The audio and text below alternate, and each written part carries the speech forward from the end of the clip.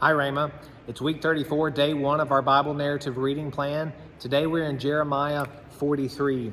We've seen the fall of Judah. It's been completely taken over by Babylon.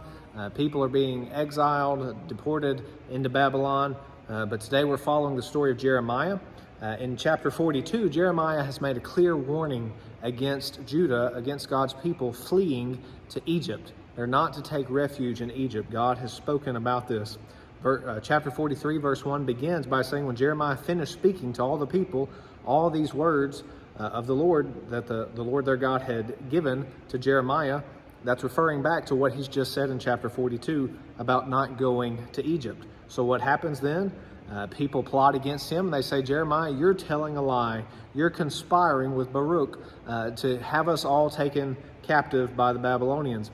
Now, we don't understand why they're saying that, and often these types of political plots don't make sense anyway. There's no reason for them to say this about Jeremiah, but they are clearly disobeying God's word. Everything that Jeremiah has prophesied has come true, yet they choose to believe, oh no, Jeremiah is out to get us. He's conspiring against us. So we see that the commanders of the forces and all the people, verse 4, they do not obey the voice of the Lord to remain in Judah. Instead, they take everybody to Egypt, exactly what God has told them not to do.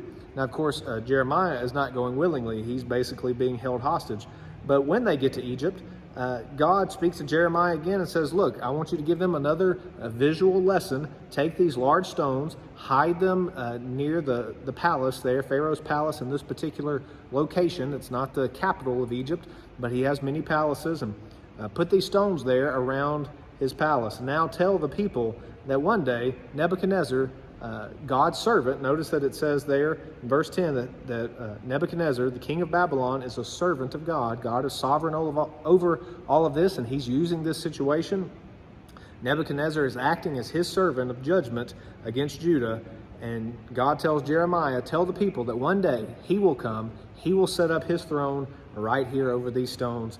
It's going to be no problem for him at all. He's going to clean the land of Egypt just as easily as a shepherd would clean his cloak of vermin, the text says, which is something very easy to do. Just like a shepherd dusting off his jacket, that's how Nebuchadnezzar is going to dust away the Egyptians. He is going to defeat them and you. So God has spoken through his prophet, but the people are refusing to listen yet again. Here's a summary of today's reading.